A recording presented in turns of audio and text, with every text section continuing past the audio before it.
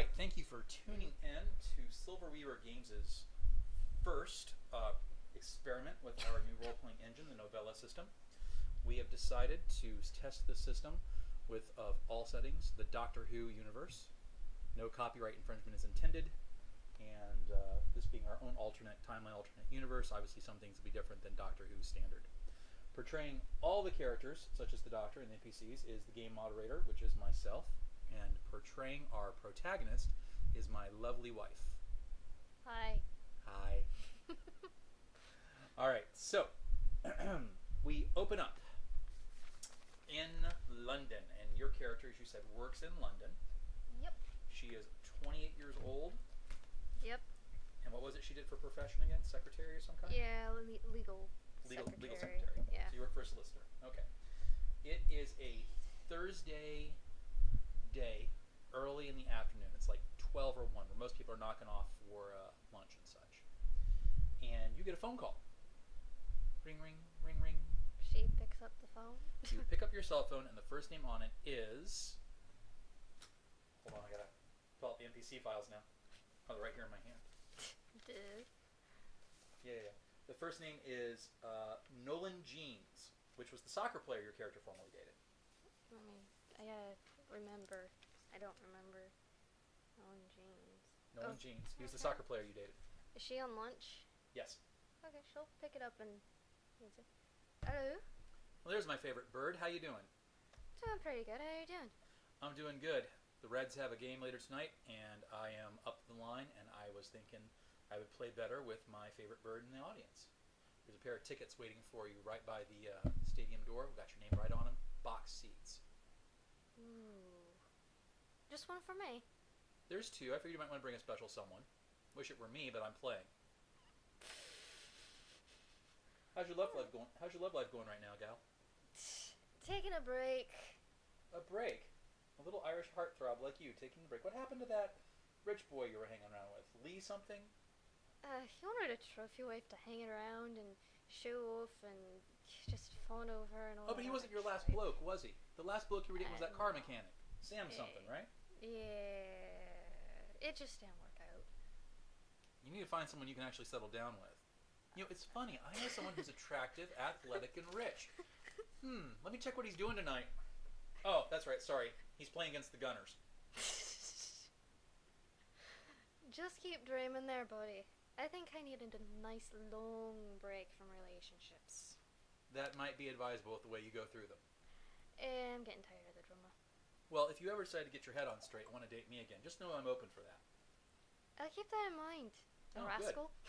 I'll see you later. See ya. All right.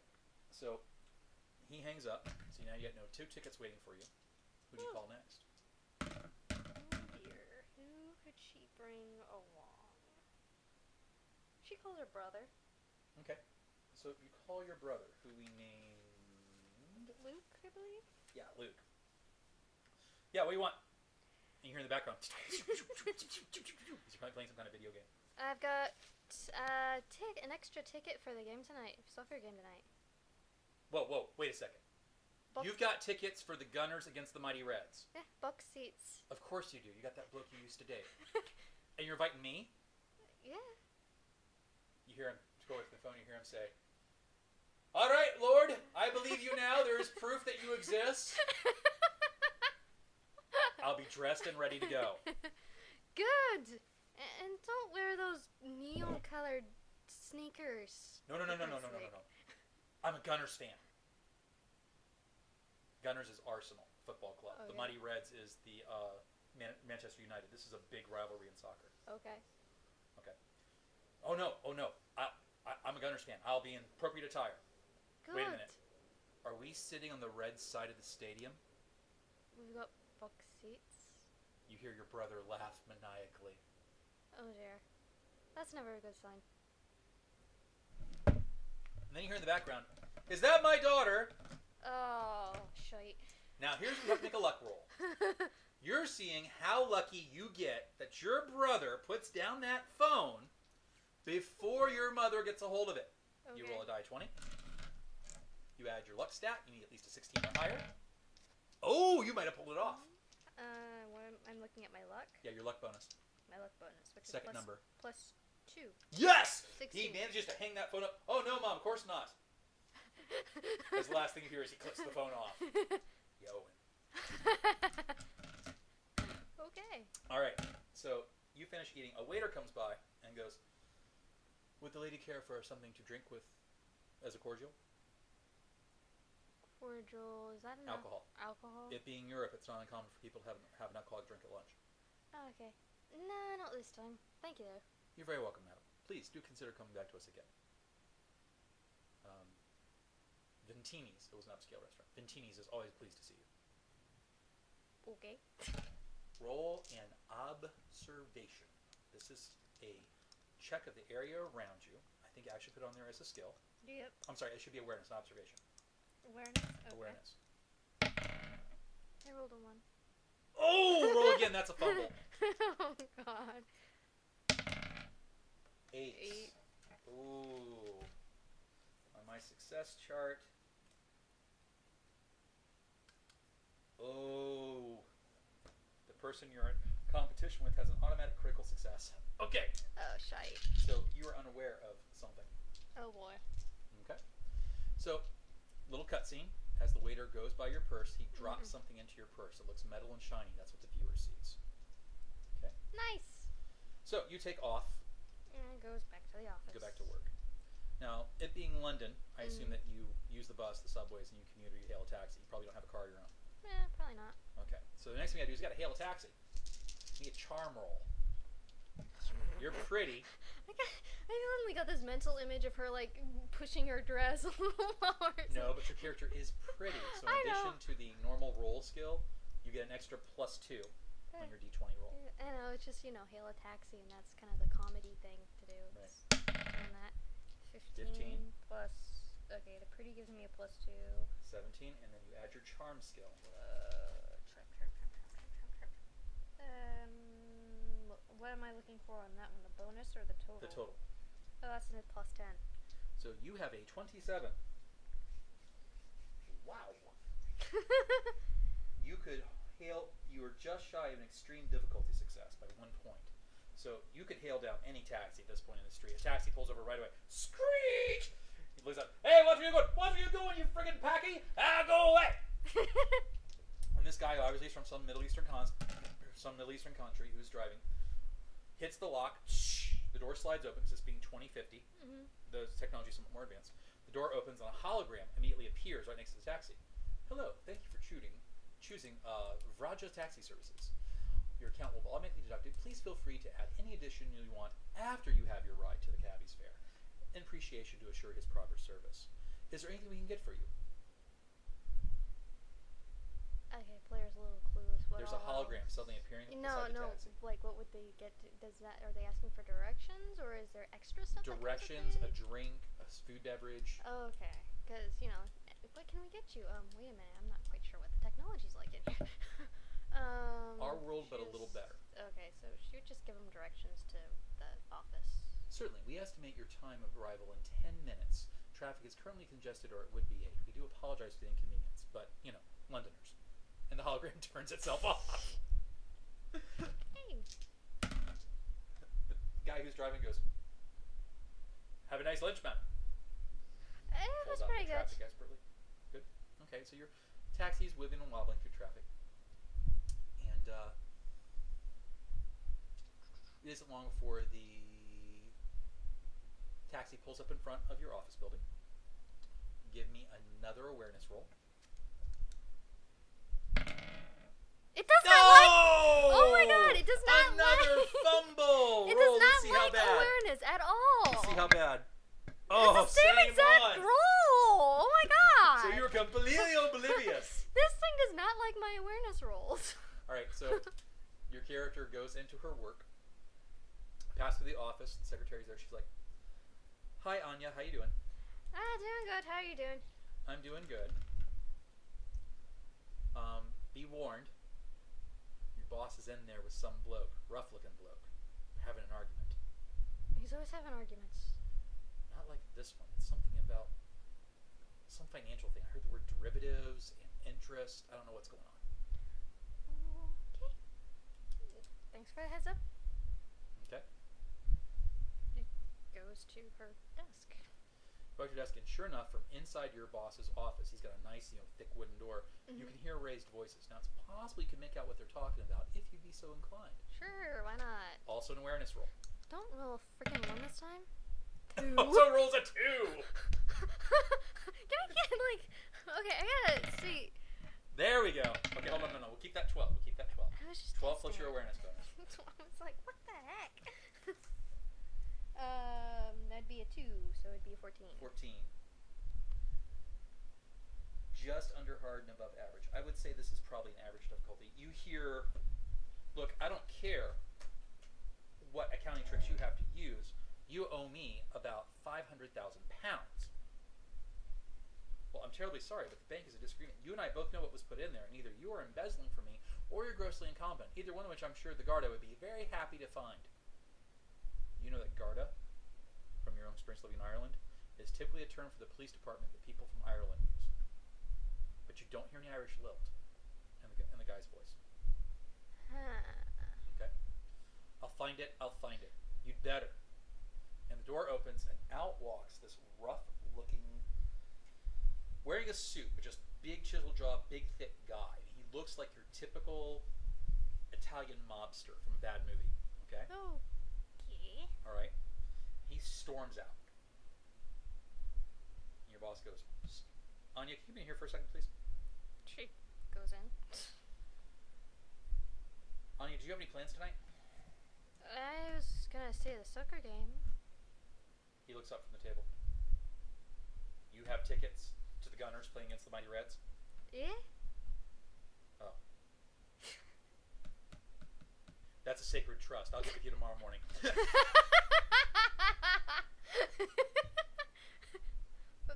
Alright, sir. If you need anything, you just let me know. Then he looks at his watch and goes, but if you're going to get there in time, you need to leave now. Oh, yeah. Because the game's not played in London. Huh? Manchester United is in Manchester. Oh, okay. You need to hop a train and get going. Player did not know that. Okay. If I remember reading the data correctly. Okay. All right, so you hop on a train. You get on the train, you give the targets, you get the tickets and everything, you take off. And in your little car, there's you, an old woman who's knitting, going somewhere, and 2 boys that look like they're probably about 16, 17. We're holding hands. Okay. Okay. And so they're there for about an hour. At one stop, the 2 boys get off. And in walks this guy. He's wearing a black leather jacket. He has on a t-shirt that says loudly, Aaron Gabra. All right, with an Irish flag on it. He's wearing almost knee-high combat boots. He has a chain in his nose that goes up to his ear, and a mohawk that's 2.5 feet tall. It's bright purple. Oh my. So he sits down, pulls out his iPod, puts it on. As he puts it on, you hear,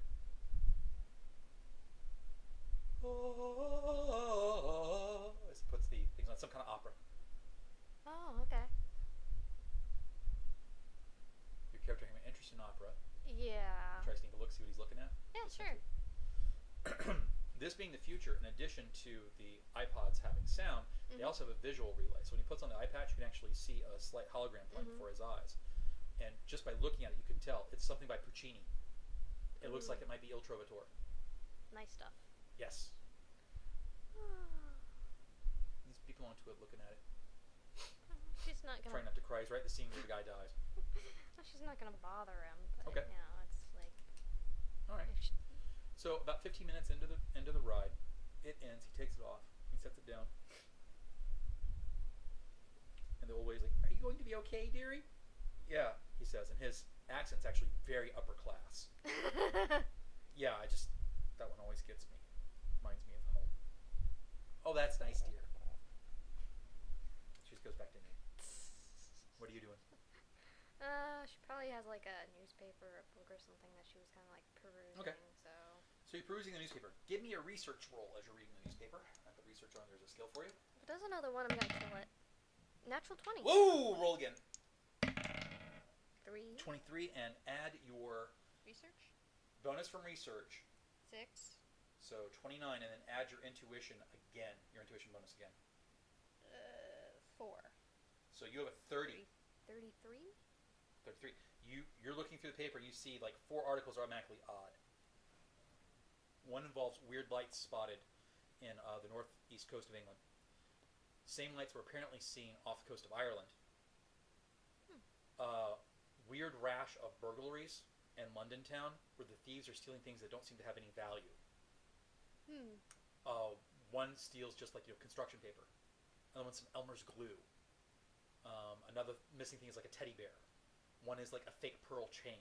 Just items that have no value. Okay? And the last one that seems really odd is a photograph. And the photograph says, "Have you seen this man?" And it's like in the classified section. And you see the photograph of what looks like a young punk. I'm sorry, no. You see a photograph of a very dapper boy. He actually looks like he's almost like a mod, which is a type of wear you wear, short for model. He's got beautiful, spiky black hair, great hair, kind of nerdy glasses, a red tie, and a dark blue suit. If you see this man, please immediately call, blah, blah, blah. And there's like a number listed, some other stuff. Query of Martha Jones. Okay, so player query. It basically is David Tennant's picture. Okay, gotcha. Okay. So you know that there's now those 4 major things, and you get the sense somehow they're all connected. She will, like, mark them or something like that on there for doing research and... Yeah. Okay, as you put the newspaper away into your purse, you encounter this small metal locket that wasn't there before in your purse. It's shaped like a heart. She kind of inspects it. It's very pretty. Does it open? She'll probably try opening it. A blinding light suddenly fills your vision. Oh boy. And when your eyes come to, you don't remember putting the locket on, but you're wearing the locket. The punk is asleep and the old woman's snoring. And you hear, "Manchester." Oh, she gets up and grabs her stuff and to go. Okay. All the while, she kind of probably would, I don't know. Probably see if she could take the locket off. Roll a psi resistance. Difficulty here is 30. You roll a d20 plus your psi bonus. The urge to take the locket off does not occur to your character. Okay. Okay. All right. So you get out of the out of the train. You head through Manchester town. And you go to the stadium. The stadium's called Old Trafford. And it's got like a history to it. Okay.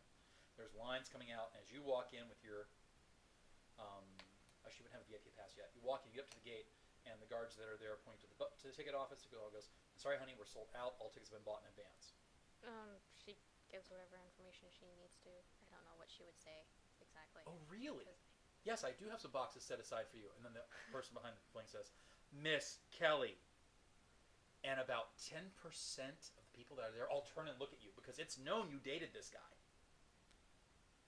Suddenly wishes she had brought a big hat and sunglasses. Suddenly, there are like 3 guys right next to you. "Are you Miss Kelly? Are you really Miss Kelly? Can I get your autograph, Mom?" Why? Hello, yes, I'm fine. It's like awkward. You see both girlfriends elbowing people. Just kind of, doing it real quickly and kind of shuffling off and trying to get the tickets as quickly as possible. Okay, now you still have like an hour before the game starts. Now, I'm not sure if the stadium actually has this, but at this time in the future, the stadium's actually got pubs inside it. Well, she'd go to the pub. Of course. So, you go to the pub, and you look at this one pub called the Red Card. And right beside the Red Card, there's a picture of Rooney, a very famous player from our era. You walk in, and sure enough, Rooney is there. And he's now an older man. He's there, he's signing autographs, he's saying hi to people. And you just hear like lots of adoration because he's like one of the highest scorers ever. He's just a beast. Waiter comes over and goes, "We are slam solid, but I got one little standing table over there I can squeeze you into." And he kind of blinks. That's fine. "Oh, no. That won't do." He brings you over. He kicks people out of the table for you. That's you don't need to do that. The standing table was perfectly fine. And the people who are getting kicked out are like, "What's going on?" And then they recognize you. No, seriously, standing table would be. I think we got room, don't we, honey? "I think we do," says the husband. "And this family you don't know is insisting you have dinner with them." Okay. So, are you and James getting back together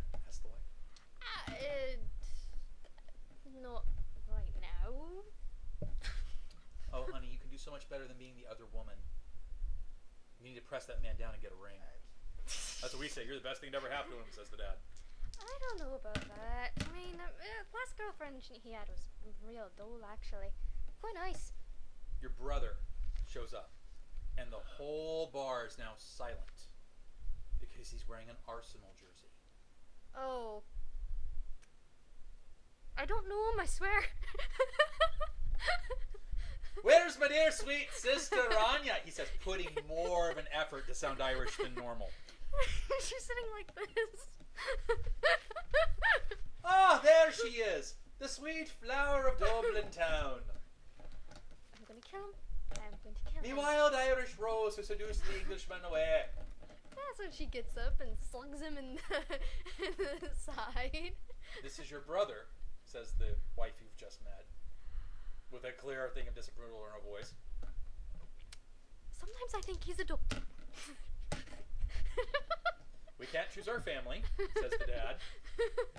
You're exactly right, but I don't hold it against her, your brother says. And the two British people just trade a look, and you can tell what they're thinking. Oh boy. Irish. But you continue to have a nice, pleasant dinner. You all sit down there. Eventually, they have to get up to go do something. It's just you and your brother in the booth. Are you trying to get yourself beating the pulp out of you? Oh, come on. The rivalry is only down to a simmer now. There hasn't been a soccer riot between Arsenal and Mighty Reds for about, what, a decade? I mean, yeah, there's a lot of talk goes on. There's a lot of good-natured ribbing, and I'm sure there are a few blowhards. Remember the old days, that match we lost for the FA Cup that was totally a biased referee. When he says that out loud, everyone in the room just kind of looks at him. You better go over your head. He wasn't unbiased, says a voice that comes up to you. He was clearly blind. Damn right, says your brother to this complete stranger. She looks at the complete stranger. Tall-looking guy, low-class British accent. Okay. And him and your brother hit it off. He goes, my name's Sean. My name's Martin. They shake hands. Can I get you around, Sean? Yeah, sure. I thought her Sorry, brother's name was whatever. Luke. I'm new characters. I'm getting a little confused. So he comes back with a round. He sits down and he goes, and who is your... He takes your hand. Do you let him? No. He covers up and puts his hand on the table. Charming lady companion. Oh, this is my sister. Oh, pleasure to meet you, Miss... Anya Kelly. Oh, Miss Kelly, it's doubly good to meet you. You know, they say that game-winning goal in 2045 was lost. That kick that was missed by Mr. Jeans was all because you winked at him.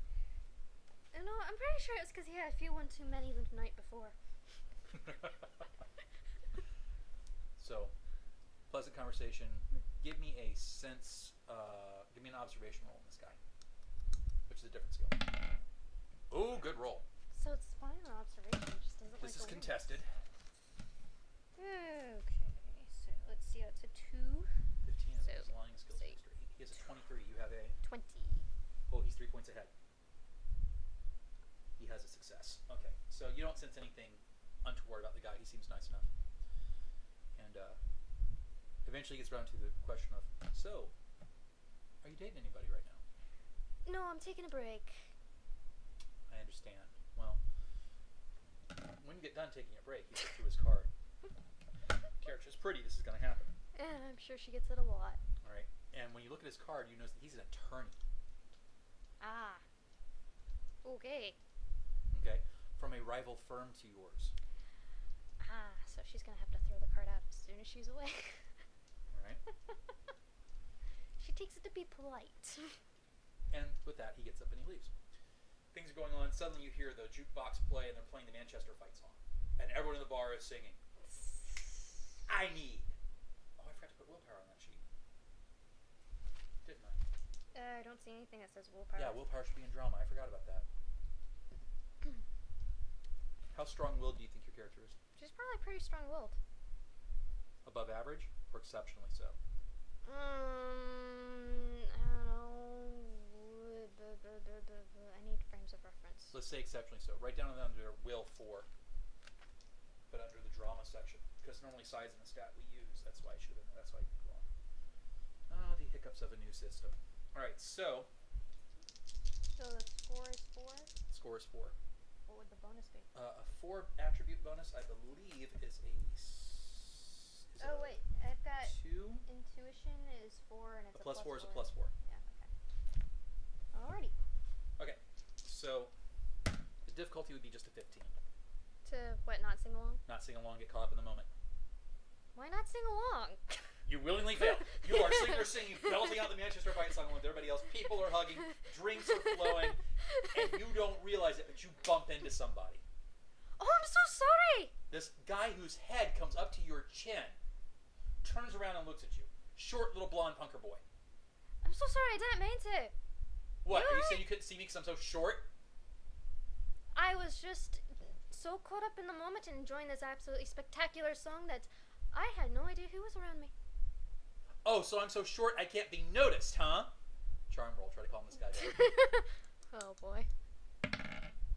Oh, good roll. 19 plus my charm, which is... Where are you? That's a 10. 29. You could calm. You are just over the extremely difficult category. Okay. So you placate him, roleplay it. How did she say? Obviously, he's sensitive about his height. Yeah, I'm trying to think.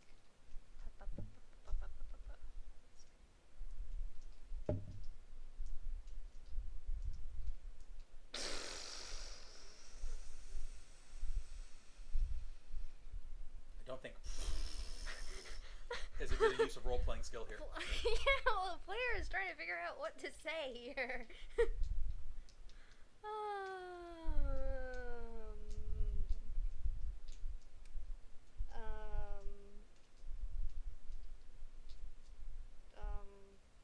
I'm clueless. God damn, I hate it when I have to come up with this kind of stuff because I'm not good at doing it on the spot That's like the that. point of practicing role-playing.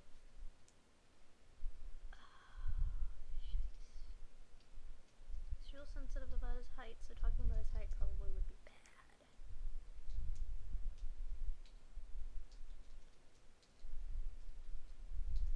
No, just think about the spirit of what is going to go on today, and about how we're going to pummel the Arsenal's word, pummels into the ground and overtake them completely. Wouldn't you want to just dance and scream and lose yourself in that moment and enjoy the potential there? He's kind of blinks, and then suddenly he goes, "You're Anya Kelly, aren't you?" Yes. "I'm her brother," says her brother.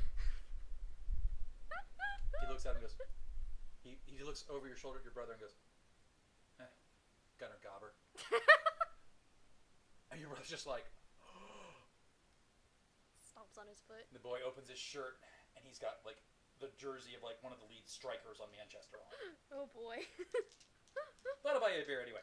And things are on. Oh, yeah. So, what's your name? Smith. John Smith, says the guy. He shakes hands with your brother. And he's got what looks like a mohawk. Uh-huh. It's a blonde mohawk about 2 inches wide. It goes halfway back and then it goes into a regular haircut. No earrings, no piercings, thick leather jacket, combat boots. Obviously some kind of punker. Oh, okay. So how are you doing other than, getting bumped into? Well, I was supposed to come here with my mate, but my mate unfortunately got delayed. He may not make it. Well, that's too bad. Yeah, he's going to love it. I mean, he's going to miss it. Oh, it's going to be a great game. You really think so? And then your brother, both start talking soccer. Okay. Now, having dated a soccer player, you can keep up. Yeah, she can keep up, so she knows. So you know the players and the positions, but how much of a sports fan is your character? She's not rabid, but she, like... Okay. This guy, Words. this John Smith, he clearly knows his soccer. Okay. He's making comparisons back to almost a century ago in the British leagues about who players remind him of. Would that be weird? No. It would be like it would give you the impression he's really like a real huge football nut. People here in the United States do it with like calling up the Chicago baseball Cubs team and the Boston Red Sox going back to like centuries in the rivalries because those games have now been over a century old.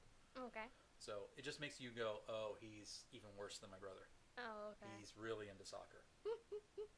Okay.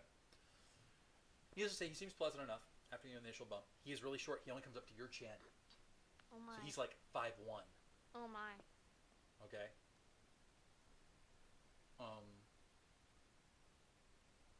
Really broad though, broad and big muscles. And he looks like he weightlifts or something. So you guys sit there for a while, and eventually your brother just goes,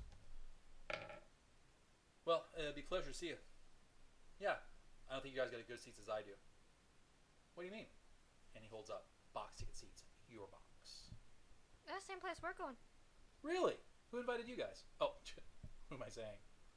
I did a favor for the manager a while back. He invited me to take box seats. "Oh, we're going to see the game together." "Yeah." And they both shake hands. And basically, brother says, "You're not going to hold the fact that I like the Gunners against me, are you?" "No. But, admitting you have a problem is the first step to correcting it." He teases. Your brother's just like, That's what I've been trying to tell him for years. "Loving the Reds is not a 12-step program." "You're right. It's more like 20. Wait, loving the Gunners is not a 12-step program." "You're right. It's more like 20. I think I like this fella. So you end up handing it off to the box. Characters walk up there, and as you're walking through, people are pushing and shoving, And yeah, he notices it. He goes, "That's a very lovely locket," Smith asks you. "Where'd you get it?" I found it in my purse. "You just found it in your purse?" Yeah, it was just in my purse, and I guess I put it on at some point. Your brother goes, "That's a little weird for you." Yeah, but Sounds like something Uncle Arden would do. Who knows, maybe he's starting to rub off on me. "Uncle Arden?" Smith asks. He's our uncle. He's a bit touched in the head. "Why's that?" "Pa says it was something happened during the Iraq War way back when." "Really? Where was he in the Iraq War?" "Oh, he's right outside of Baghdad." "Huh. Okay. So what, he comes home and wears his uniform or something, or just picks up knickknacks and stuff?" "Well, it's really weird," your brother says. "Sometimes he says things that, happened a long time ago. Like he's still talking to people that we can't see. And sometimes he'll finish sentences before a conversation starts." "Really?" says Smith. "How so?" "He'll come in and say, 'Yes, I would love to have a fish sandwich,' even though he didn't know any fish was being cooked that day." "Huh. It was nice when he told me where my socks were, though, that one time. Before I could ask. Don't you hate that when you're trying to find them in the dryer and they just always disappear?" Smith asks. Yeah. "I swear, it's a quantum portal or something. Another world in there." A quantum what? "Oh, I read comic books." Oh, okay. "Figures. Reds fan." "Hey, at least I know which side is the real gun, Arsenal fan." Come on, boys. Alright, so you all sit down in the box. Mm-hmm. You're sitting down there. There's a fourth person in the box. It's one of the team's support staff. He welcomes everybody, and you see him slip Smith some kind of envelope. Would you like to try to get a better look at the writing? Sure. Okay. It's observation? Yep, awareness. Observations for people, awarenesses for places. Awareness. 12. 14. 14 altogether. Which will let you see, just over average, and I would call this average, so yeah. You look and you see some writing on the envelope, and the writing is from the Mighty Red's home office.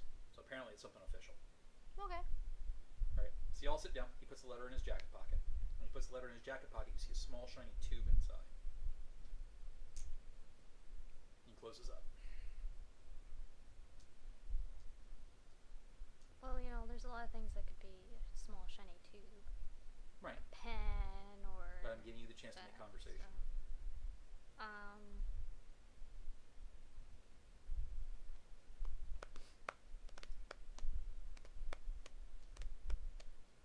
It's again not one of my strong suits, making conversation. Alright, so the game gets ready. They bring the teams out. Theme songs play. They line up for the initial coin toss. Arsenal wins the coin toss, and you see Smith go, because every game Arsenal has gotten the coin toss in this reality, they've usually scored the first point. Okay. And in soccer, this is a big deal. Once you're ahead, it's hard for the other team to get back from behind.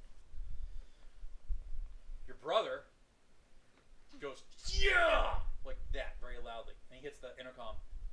"Fish and chips and some beer, please." "Right away, sir." You're catered. What? It's a box. It's catered. Oh. For free. Yeah, I know. Okay. and chips with you. I mean, you have fish and chips like breakfast I like and fish and lunch and chips. dinner. You can't. Don't you ever want to try something else for Smith once? hits the intercom, says something to the staff. The staff guy originally says something in French. And Smith replies in French. Do your characters speak French? No. He asks for something in French, and he goes on for about 5 minutes about it. Good. And you can tell the guy on the other guy who's trying to get a word in edgewise is like, what? Make an observation.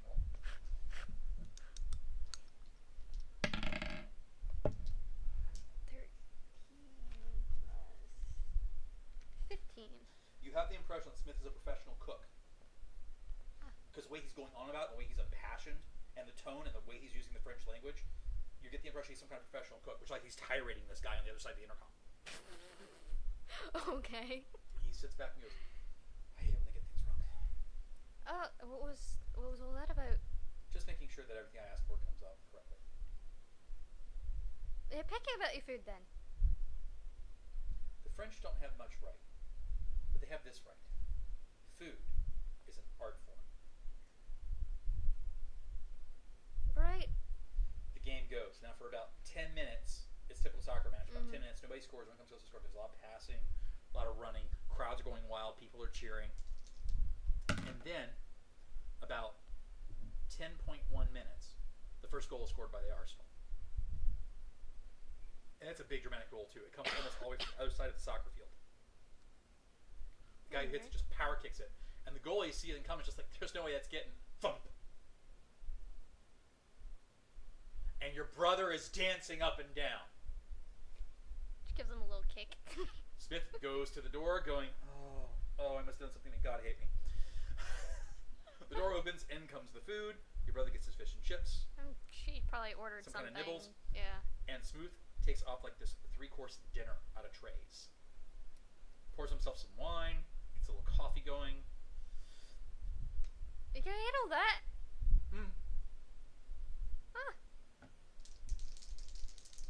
Okay. About 15 minutes into the game, Arsenal scores a second goal.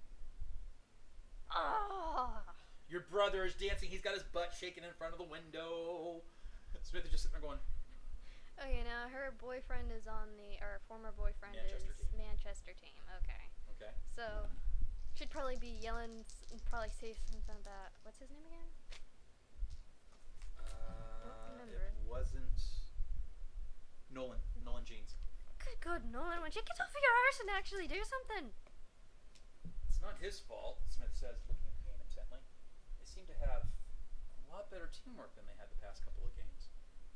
Yep, I know, it's the new coach. He's wonderful. Woohoo! Your brother's all cheering and everything. 18 minutes in, Arsenal scores a third goal. Okay, is that unheard of? Yeah. 3 goals in the first half. Okay, now That's amazing. She's Not unheard of, but it's starting to stretch the thing of probability. Yeah, she probably would start getting a little like, huh? Okay. And the crowd on the Manchester side starts getting a little agitated about this. People are now yelling. People are booing. Mm-hmm. The halves are like almost, if I remember correctly, the halves are 45 minutes. At minute 30, Arsenal scores the 4th goal, and it's 4-0. Okay. Now she's starting to get really... And your brother's sitting back going, this is the game, this is a slaughter, this is great, woohoo! Right. Slaughter. What the fuck? I don't know, says Smith, suddenly concerned. It does seem odd. Then, at minute 33, Nolan and his guys are going up there. They manage to get the ball finally into Arsenal territory. And after 5 more minutes of hard fighting, like at minute 42, he manages to kick and get a goal. The Manchester side just goes wild. Smith gets up, yes! Like that, right? Fucking on, good job! And then an Arsenal player slide tackles him after the ball. Ooh. And you see him go down holding his knee. Oh, shite! Now, this is a common thing whenever you go down to try to give a guy a yellow card, you ham it up. Yeah. Alright? But you get the sense he's not hamming it. Okay. Smith was looking at it intently too. Oh. And you see them calling for the stretcher. Ooh. That's not good. And the whole stadium starts to get a little bit quiet because he's a famous player. Yeah. As they're taking him off the field, the referee and the coaches from both teams are talking. referee of the game walks over to the player who slid into him and holds up, not a red card, which is a blatant foul and gets you kicked from the game. He holds up a yellow card.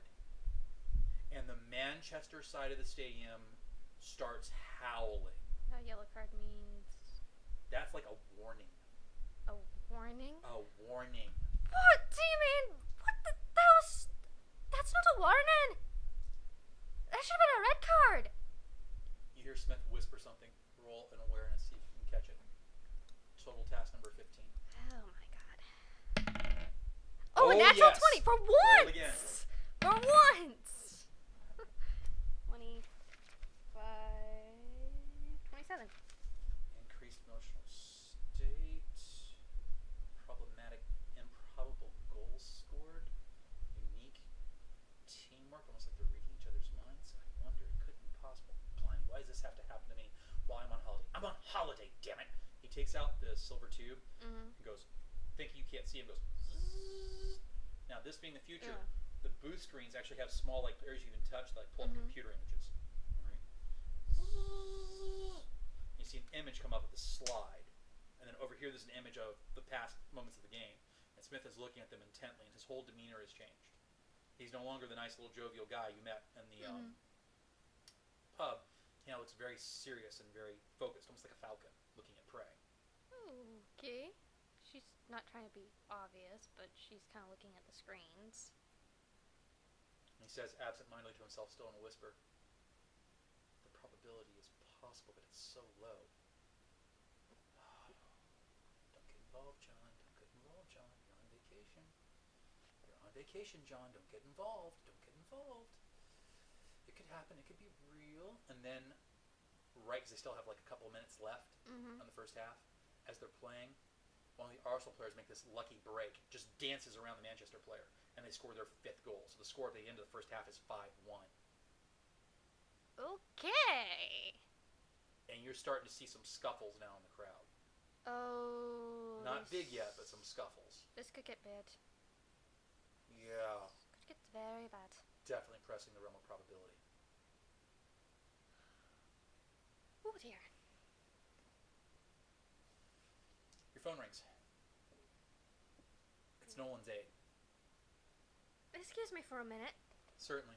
She goes out. Your brother's still, is this right now? Your brother's a little drunk. He's just having all kinds of fun. Hello? Hello, Miss Kelly. Yeah. This is Timothy. I am Mr. Nolan's aide, and I just wanted to call and tell you that it looks pretty bad. Ooh. They are taken to the hospital now. It doesn't look life-threatening or limb-threatening, but we definitely have an injury here that'll probably keep him out the rest of the season. He is not very pleased. If I could get you to call him later tonight and make him feel better, Of course. I'll try to stop by if I can, actually. that would be great. Please enjoy the rest of the game. We'll call you as soon as we can. Thank you. Thank you. Thanks. Roll awareness. Now, this one's easy. You only need an 8. 14 on the die. You see, there's cameras on podiums all around the studio. So here is Smith looking at the screens, trying to figure something out, with his back to your brother. Your brother's over there sitting in a chair, and you're behind your brother. And as you turn, you see the camera screen turn through the crowd. As it goes through the crowd, you see it's almost like a wave effect, like a baseball game where everyone does the wave. As the camera goes through the crowd, wherever it's pointed, the crowd starts getting angry and agitated. What in the world? And then it sweeps the booth. She ducks. Roll aside. Well, why is your character ducking? I mean, I don't know. Getting angry, hyped up, I don't know. I will let you have an intuition roll of a difficulty of 12 or higher to make that deduction. Because that seems a little unlikely to me. I don't know. She's watching the camera and people are getting agitated as it follows. Right. That's what but I would still, do. 10. Yeah, you got it. Okay. You think deduct, and you hear a hum go through the room. And when the hum goes through the room, Smith goes, "I was on holiday." And your brother suddenly goes, "You stinking red shirt bandit!" Oh, shite. And he throws a beer bottle at Smith. Roll initiative. Oh, God. Your brother will be the green dot. Oh, good. Your brother has a 1. Oh. And roll a d6. D6, sorry. Smith has I think that's a 7 altogether. Ooh.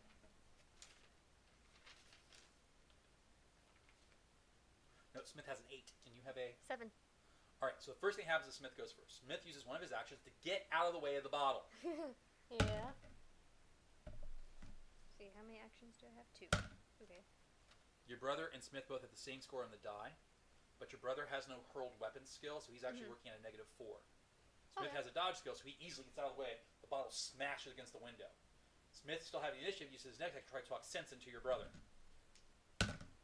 You're not yourself. Listen to me. You don't want to do this. And he scores a total. Put his social at 16. He scores a total of 29. Your brother, under the influence of the thing, stops for a second and goes, "You're just happy that your team is spanking mine. Well, I'm going to spank you." But he doesn't make any further aggressive actions, but his fists are closed and he's walking forward slowly. Oh boy. What do you do? Probably try to talk him down. All right, so you get in there and you try to make a charm roll against your brother. Yeah. Listen, Luke, it's alright. You don't need to get all The bloody hell I don't! The Gunners are cheating! I mean, the Reds are cheating! They're like Mongol horde that deserves to be put down! Roll again. 11 plus charm is, that's 31 plus 35. Okay. Your brother stops, though. He stops going forward. He stops, he turns to you. He says, "There are Mongol horde that needs to be put down! Why did you ever snog that red shirt bastard?" He points down to the field where Nolan was playing. Because he was good at it. I mean, seriously, wouldn't she go snogging a French woman if she came up and was really, nice at it? Smith comes up and This goes, isn't... "That anger you're feeling, it's just the moment. You don't want to do anything stupid." You see him suddenly when he says that, go, "Oh, shit. Stupid, am I?" Your brother picks up a chair. Well, she has another action left, right? Mm-hmm. She'll slug him. You slug him. You cross the distance. He doesn't see it coming, and slug him. I don't know how long It's this is easy gonna be. because he doesn't see it coming. You need a 5 or better, and the way I work the system, for every level of success you have above the first one, you add damage. Okay. 7. 7. Do you have an unarmed skill? I I think you do. I don't know. Unarmed, I put it down there. Unarmed. I don't have a bonus though on it. So straight 7. Yeah. All right, so you slug him. Bam! And it's 7. You needed a 5, so that's 2 points. That's in the success range, if I remember the chart correctly. I'm going to double check it. That is just the top end. Oh, it's partial success. So you don't end up slugging him as hard as you would like. Roll a d6. It counts as a d3. So that's 2 points. 2. Okay, and your strength is a 2. Yes. So you slug him, but it's only enough to basically turn his head. He still has the chair. Okay. He tries, out of blind fury, to hit you Oh boy. with this heavy chair. I mean, it's a heavy chair. Oh shit. He slings it at you. And suddenly Smith is there. Smith grabs the chair in one hand and your brother in the other. Puts the chair down one-handed and picks your brother up one-handed. And he's holding your brother above his head one-handed. Oh my. You're like, what? Look, this isn't you. Calm down. New initiative. Oh boy. Smith has an 8. 5. Your brother has a 1 again, so Smith's going first. What you're feeling is a state of emotional stress, and it's not your fault. Okay? Just calm down. Listen to my voice. Can you talk sense to your brother? Maybe. Possibly. Try it this time without a knuckle sandwich. What? We're Irish. If you can't solve it with words, you solve it with fists. And he just kind of rolls his eyes and goes, "My God, I'm among the heathen." For Christ's sake, Luke. Put me down, you little short son of a bitch! Oh, now you've done it. Smith, his eyes just kind of go doink. He turns, he looks at him and goes, "Short? You're calling me short?" "Yeah, you little shrimp, I am. What's wrong? You can't take it?" "Oh, I'm sorry. Are you lost from all your friends, the Keebler elves?" Would you shut up, you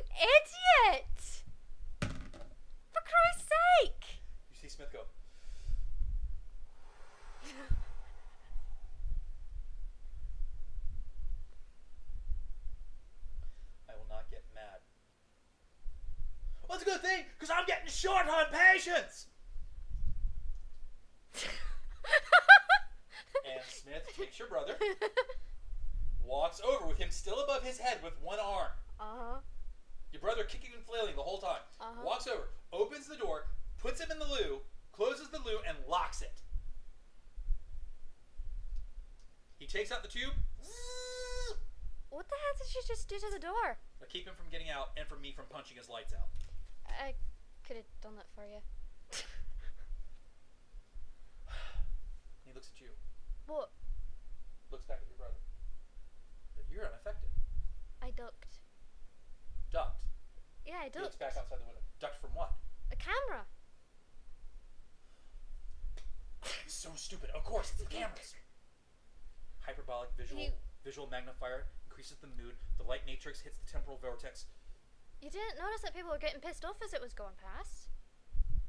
No, I was a little absorbed in the game, actually. But you spotted it. Good on you.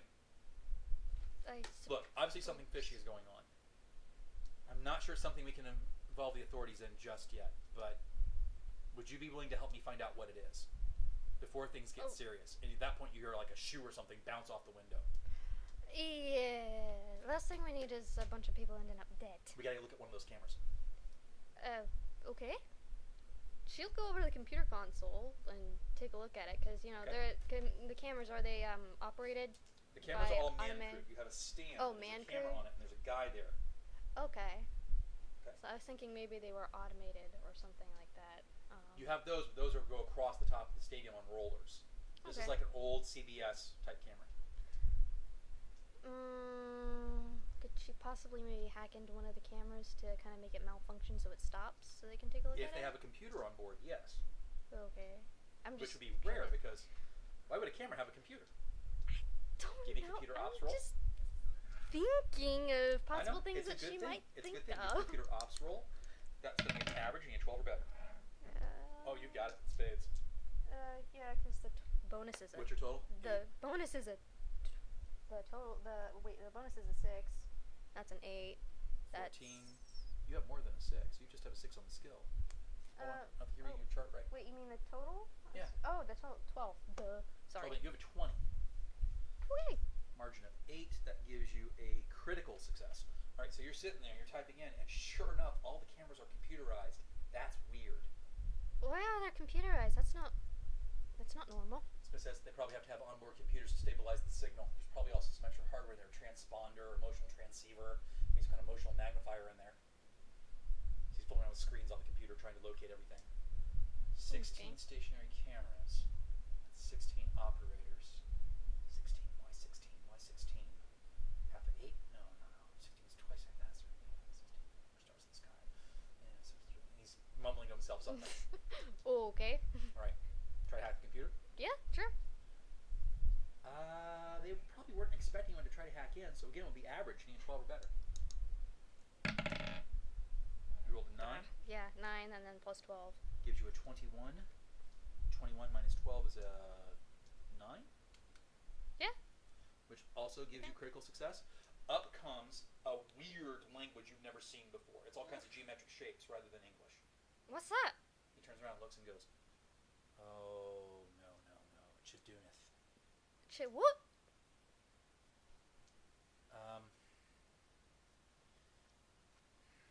Sounds like you need a handkerchief. Do you remember all those stories from the early part of the 21st century about stars and Christmas disasters in London? Yeah, we go over it in history class all the time.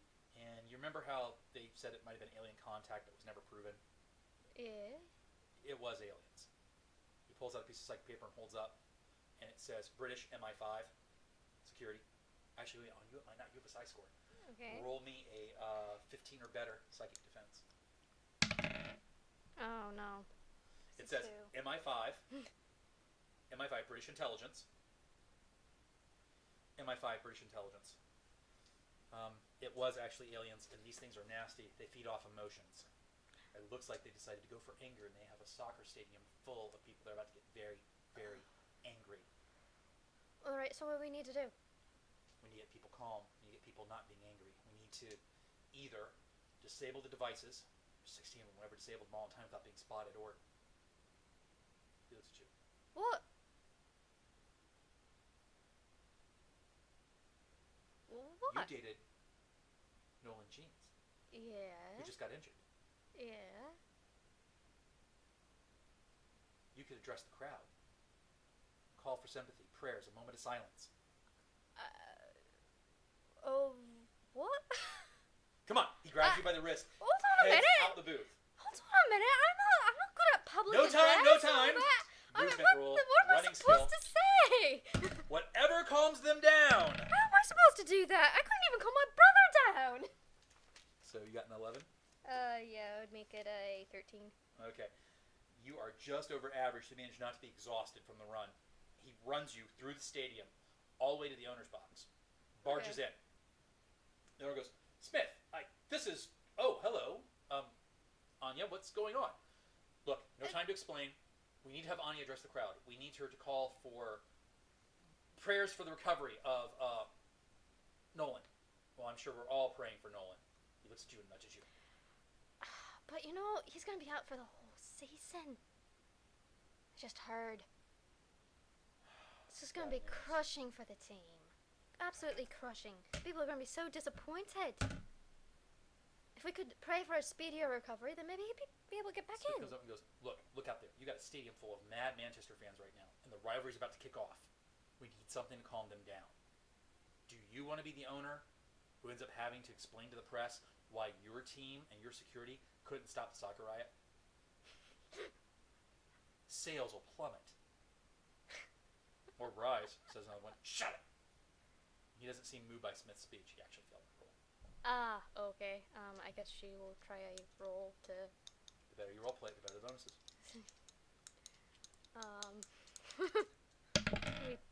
Oh god, too.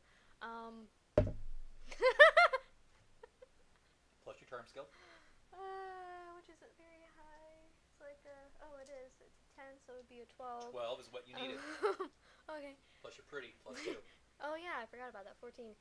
So, oh god, try to convince him to address the crowd, right?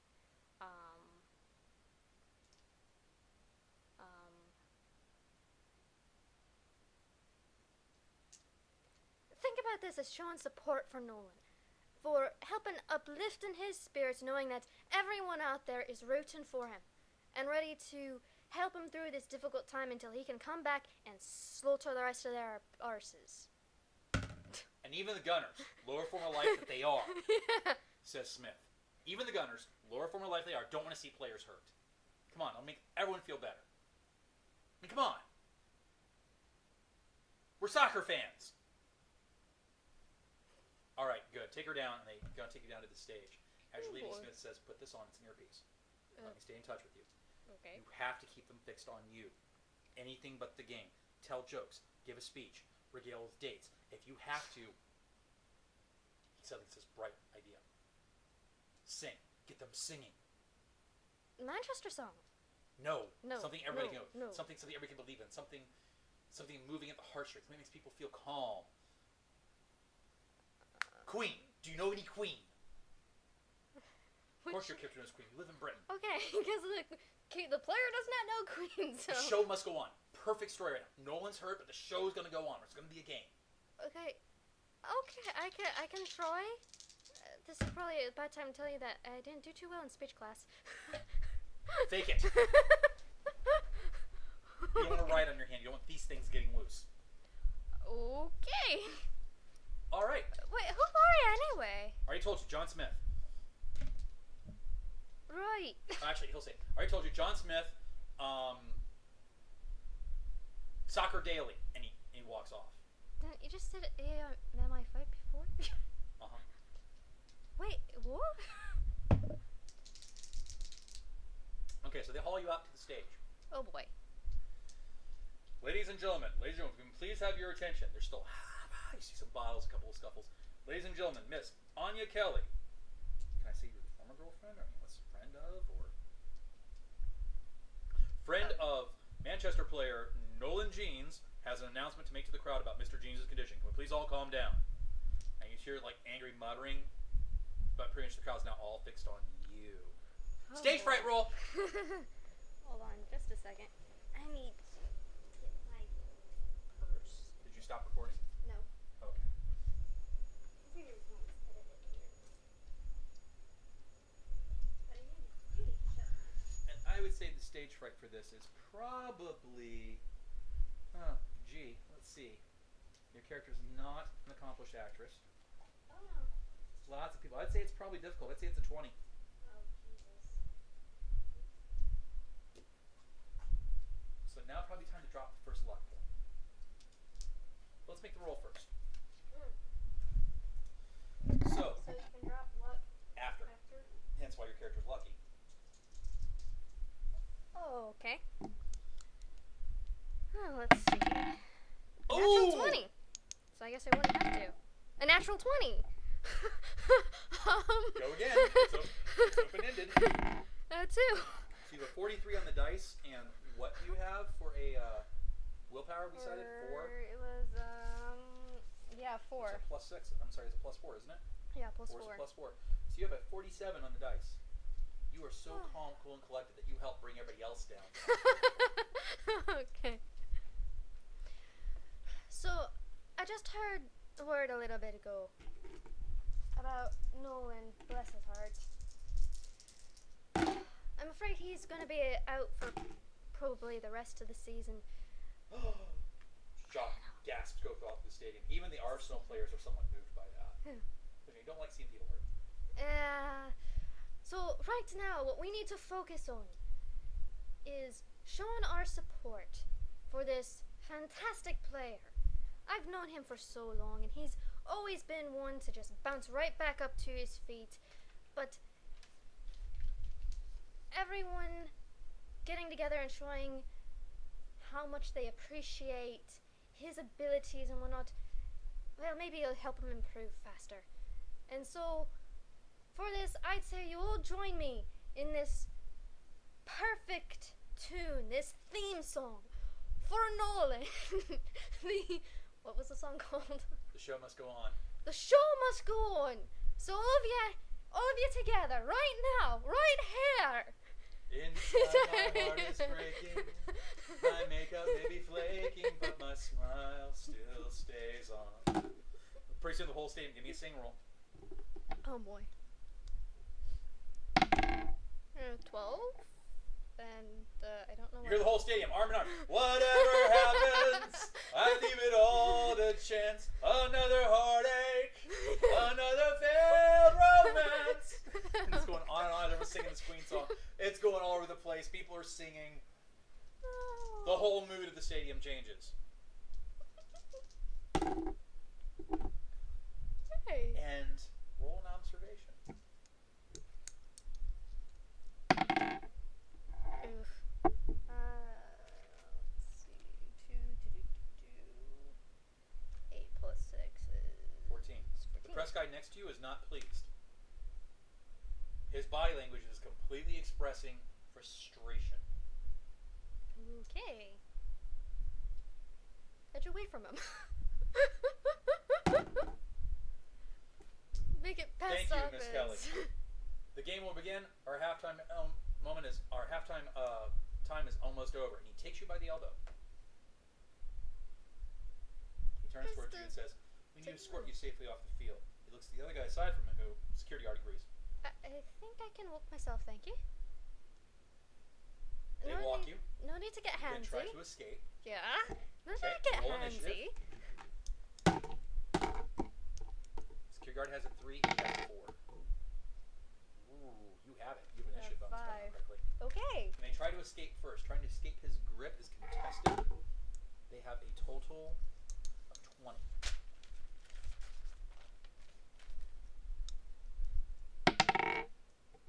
Ooh, 10. Plus You what? have no escape artist, Mm. so we add your agility. Oh, which is only. Oh, I don't have any bonuses on that, so yeah. So she they have you fails. cinched between the two of them. They walk you out, and the second you get off the cameras and out of view, he turns to the security guard and he says, "Oh, good. Oh, shite. And the robot that is the security guard suddenly drops at Shimmerfield, and you're looking at a robot. Okay, I think. Vaguely humanoid, one shining eye. Zzz. He drops his shimmer field, and he is some kind of weird alien gray-looking thing, like other typical alien movies. He has pitch black eyes instead of a mouth. He has something that's kind of like a lamprey. That's like a big circular mouth with teeth that all come in. And he looks to you and he says, "I don't know who coached you to thwart our emotional plans, but at least I'll have the satisfaction of feasting off of you." Fear roll. Okay. First alien you've ever seen, and it's predatory. Oh, fun. I'm gonna call this one a hard, a 16. 20. Oh, you managed not to gain any insanity. Oh, hey. You gain no fear emotional state. Hey. You are able to act and think normally. But I assume you scream. Yeah. Okay. Nice and loud. What do you scream? Because you don't have any fear state. You can actually scream whatever you like. It's Yeah. not just, ah! Okay. What would she scream? Smith, get your fucking arse over here! So you scream for John Smith. Yeah. Alright. Roll new initiative.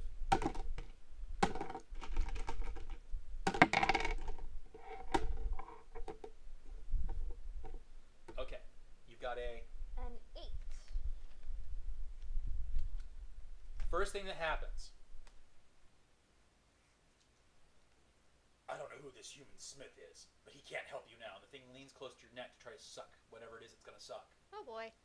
And a soccer ball hits it in the head. Boom! It lets go of you and hits the ground. Oh, good. The robot stops looking at you, turns down the alley, and it gets hit in the head by a soccer ball, letting go.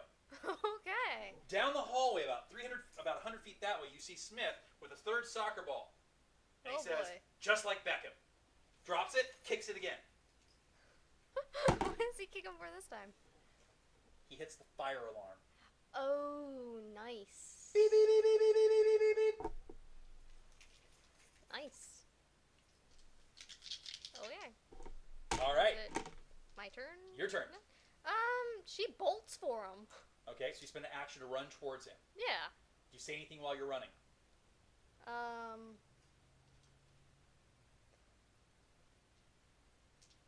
That's a fantastic shot. I'm sure you don't want to get on the team. Oh, that's okay. I had my time. I used to play for Blackfriars. Wait, what? Another soccer team. Yeah, they had me on for a stint.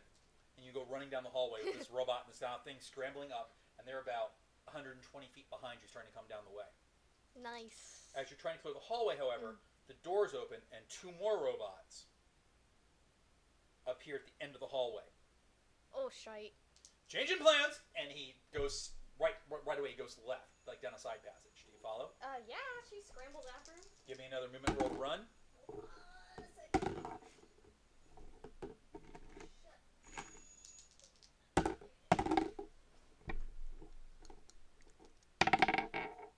Ooh, that's not good. What is that? Movement? Yeah.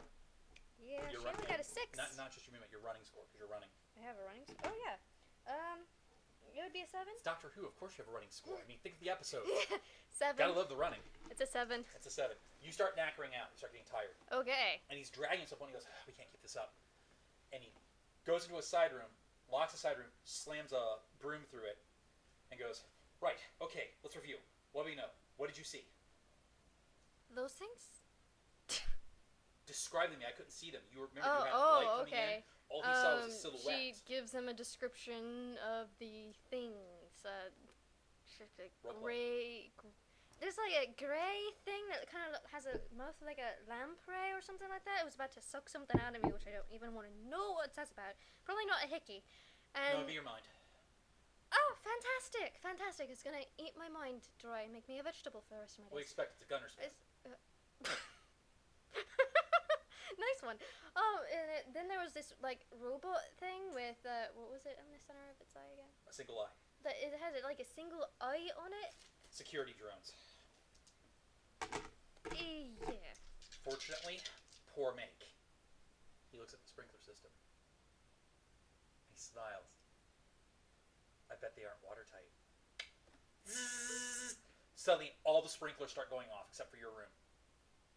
What is that thing that you have in your hand anyway? Screwdriver.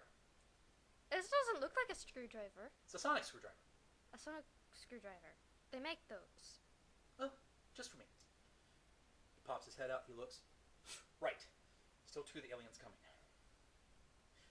Normally I'm a man that abhors violence. But in this very rare exception, as these things live off negative emotions and souls, I am going to make a slight exception. We need to knock them out. Right. Their bodies are very rubbery. Blunt force won't do it. We need something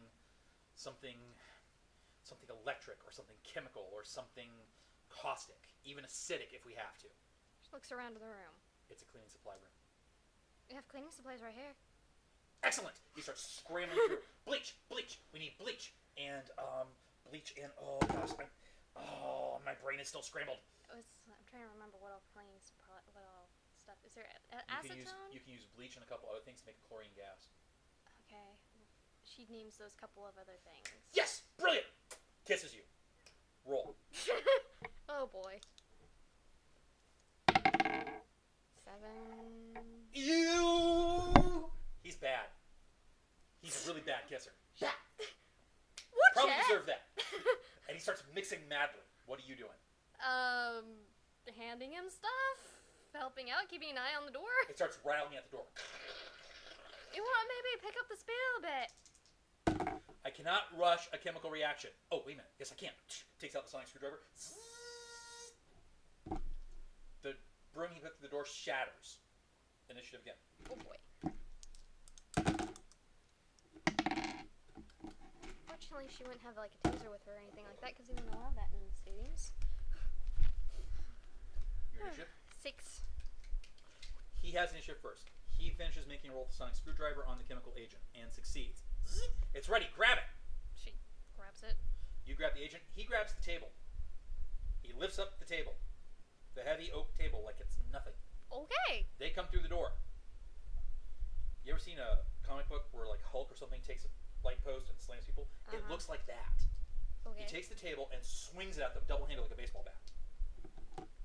Okay. Ooh. Oh my. Ooh. One he misses, but one he critically strikes with a total of 35. Now, it being a large item, it does 5d. Well, actually, it would be 5. Well, no, yeah, it would be a great object. It does 5d6 base. His strength, which is 6, is added as a plus 8 to the damage total. Is that how I did that? Or did I do it per die? No, I did it once for the system. Okay.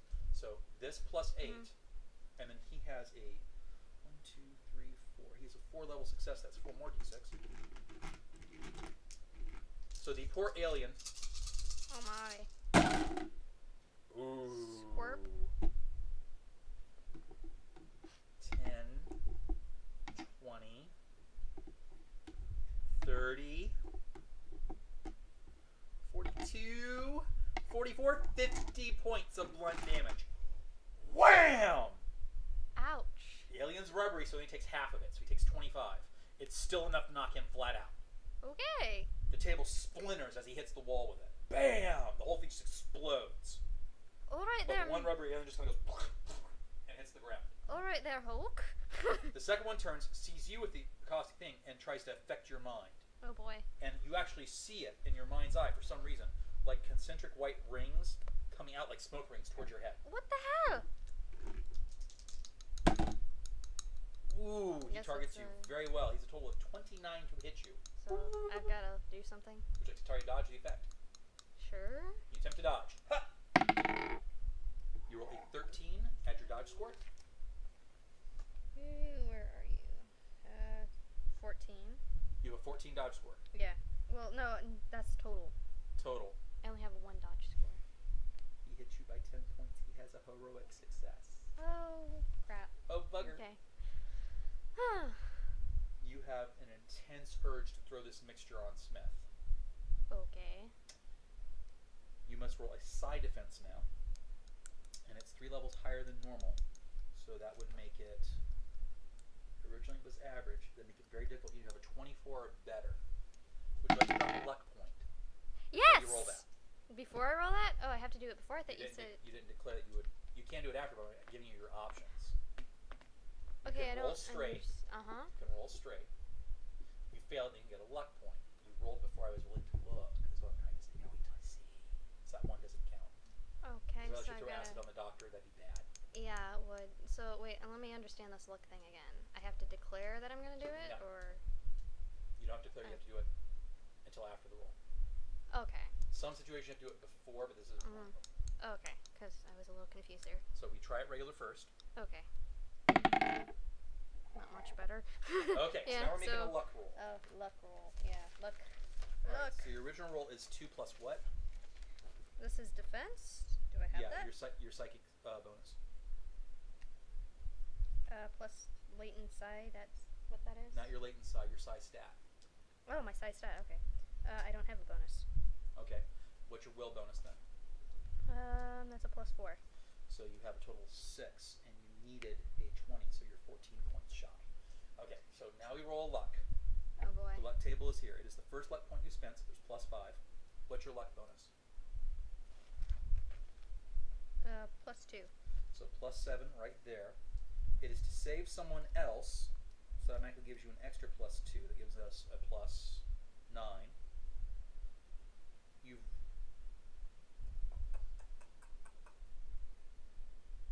You have a +9, so roll d20 +9. You'll score as high as you can. 19. Nice. 28 on the luck table is a major success, so we add 8 to your roll from before. 8 plus 6 is...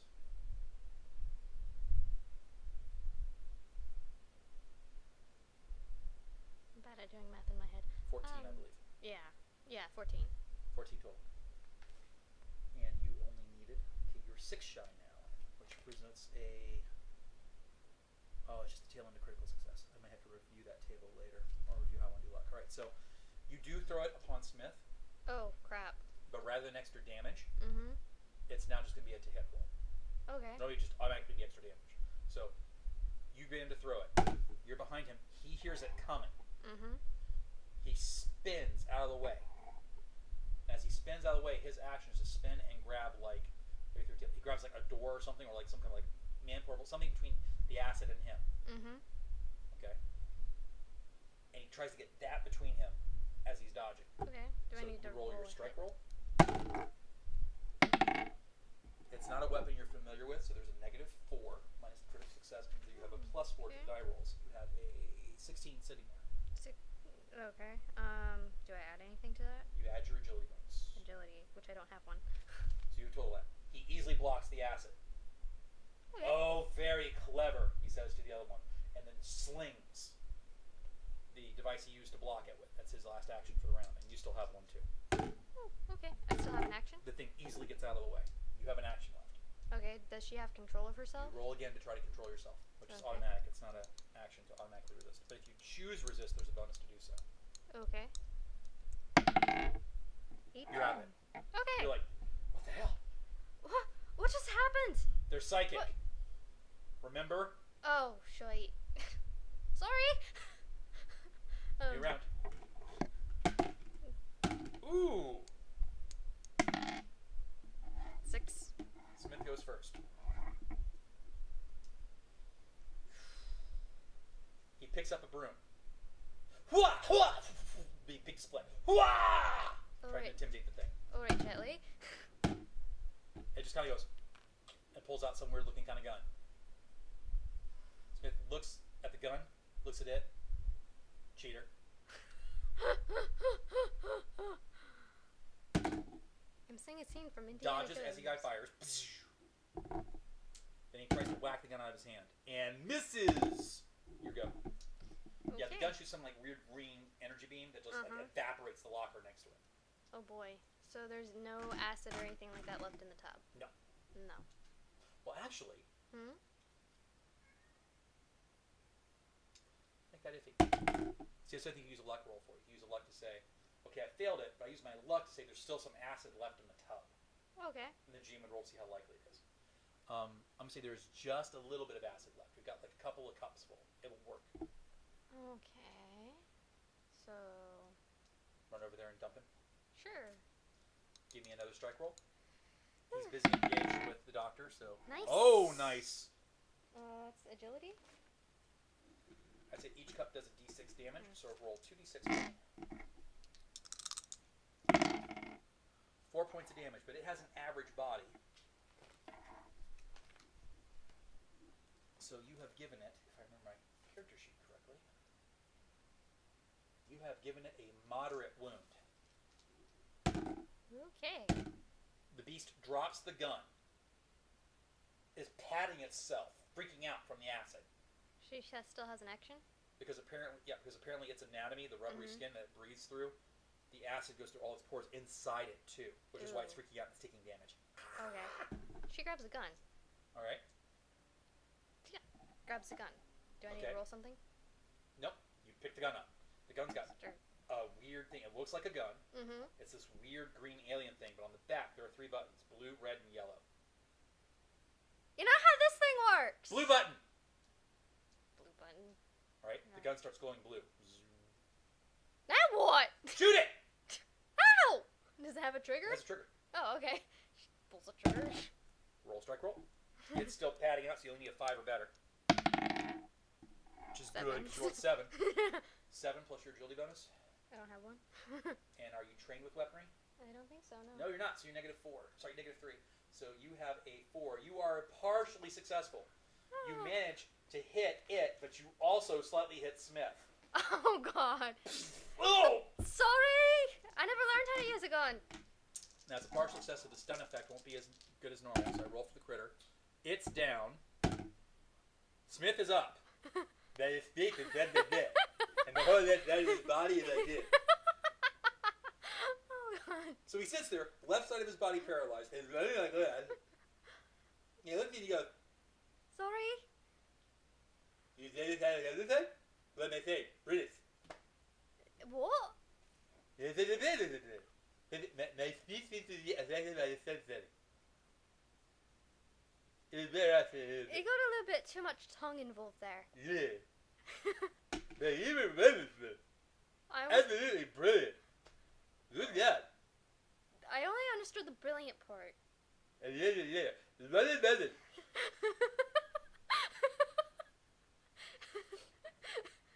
So, is there any more of those things? That's the thing.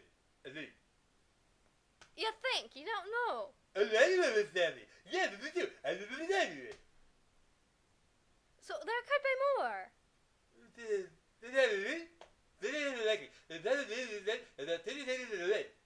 And then you hear. What's that? Or this. What's that? And then there's a racket.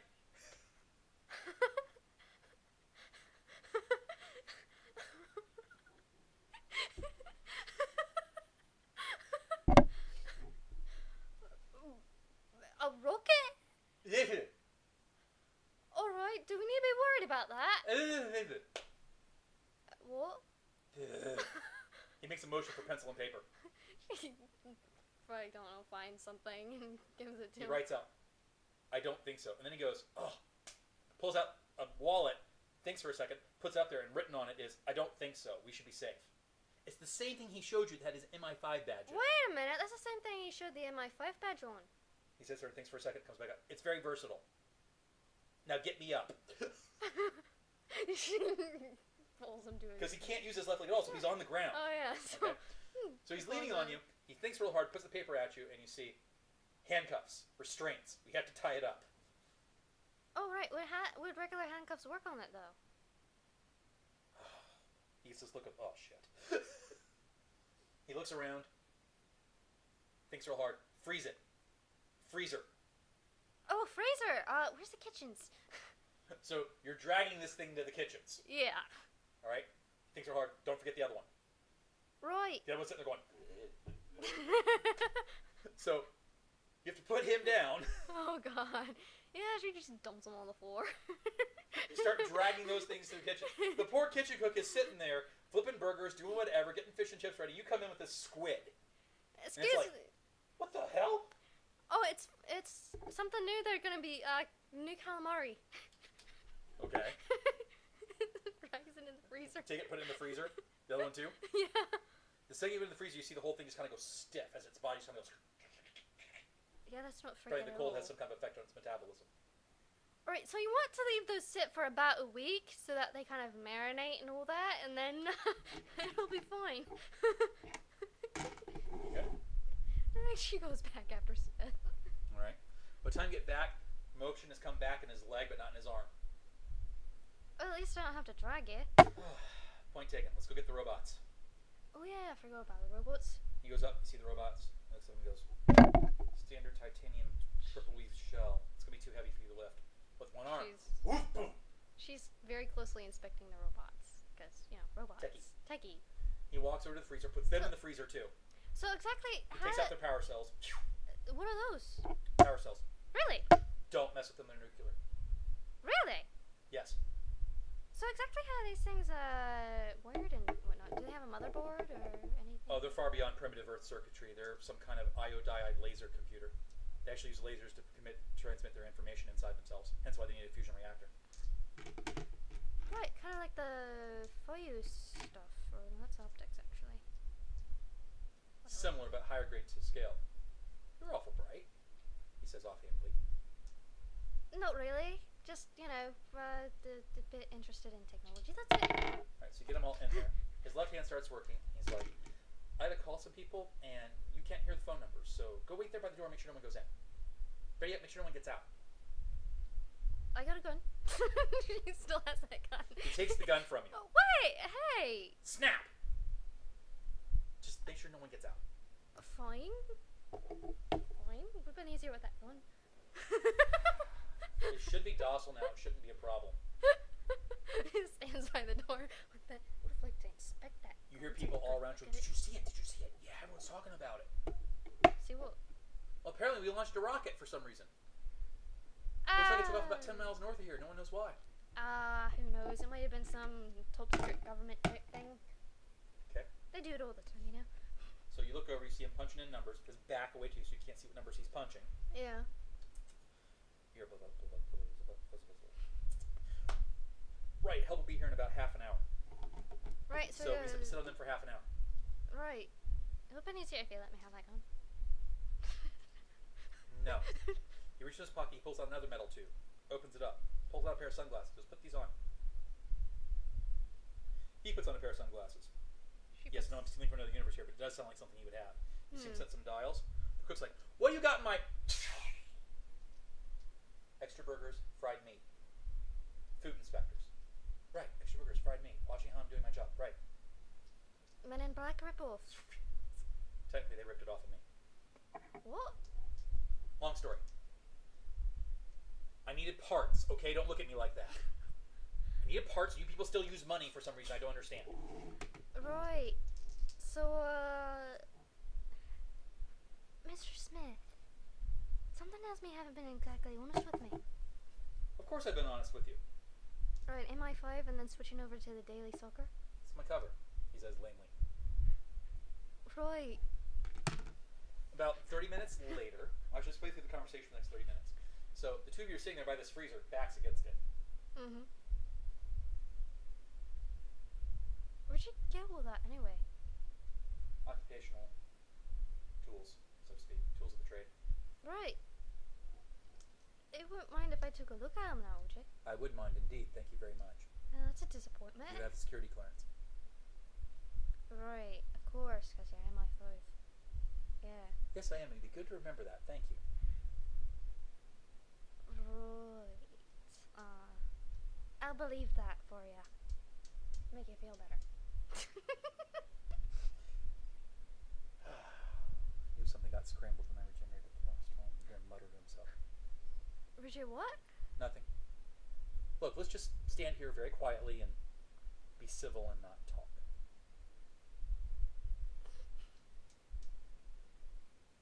What time is it? He looks at the time. You hear cheers from outside. The game started up again. By the time they come to pick up the things, the game is like halfway through the second quarter. Ah, okay. So. Why don't you call your boyfriend? My what? Your boyfriend, the player. He's not my boyfriend. That's a shame. I thought you two made a good couple. We did for a while, I suppose. Why'd you break that off?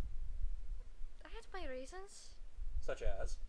Did you have anything written down? No, Where's up to you. the character Up thing? to you. Okay. Well, he got quite a lot of attention and all that, and that's just not something I'm interested in, you know? Could take the fame. I don't like being known. I prefer to stay in the shadows of things. In that case, I thank you doubly for what you did to calm everybody down. They don't realize it, but you probably just saved everybody's sanity. Those things feed off emotion, particularly negative emotions. What you did poisoned them and kept them from using their psychic abilities at full power. Oh, right. That's a good thing then. Very good thing. Everyone in the stadium owes you a debt of thanks.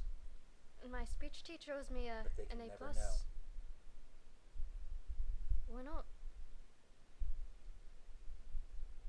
Humans aren't supposed to know about aliens for a while yet. Let's just leave it at that. They aren't ready yet. Right. So how come... You all just got out of a vicious cycle of fractional wars.